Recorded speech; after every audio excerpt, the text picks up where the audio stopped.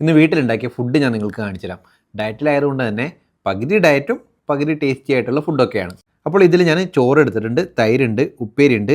ഇത് രണ്ടെണ്ണം എന്താണെന്നറിയോ? ഇത് തിരണ്ടിയാണ്, ഫിഷാണ്. അതുപോലെ ഇത് ഒട്ടകത്തിൻ്റെ ഇറച്ചിയാണ്. നമ്മൾ നോർമലായിട്ട് നോൺ വെജ് എടുക്കുക പ്രോട്ടീന് വേണ്ടിയിട്ടാണ് അല്ലേ.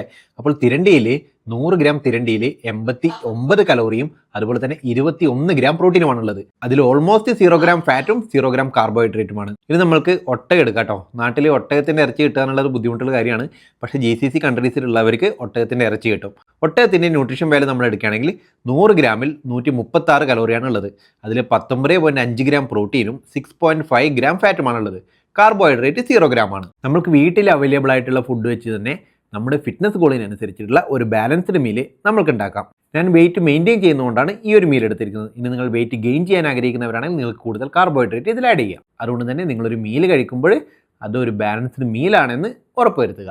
ഒട്ടകത്തിൻ്റെ ഇറച്ചി എന്ന് പറയുന്നത് നമ്മുടെ ബീഫ് പോലെയല്ല, അതിനേക്കാളും കുറച്ചുകൂടെ കട്ടി കൂടുതലാട്ടോ. കുക്കറിൽ ഓൾമോസ്റ്റ് 20 വിസിലടിച്ചിട്ടാണ് ഈ ഒരു ഇതിൽ നമുക്ക് കിട്ടിയത്. പക്ഷേ കുക്ക് ചെയ്ത് കഴിഞ്ഞിട്ടുണ്ടെങ്കിൽ വലിയ വ്യത്യാസമൊന്നും ഫീൽ ചെയ്യില്ല.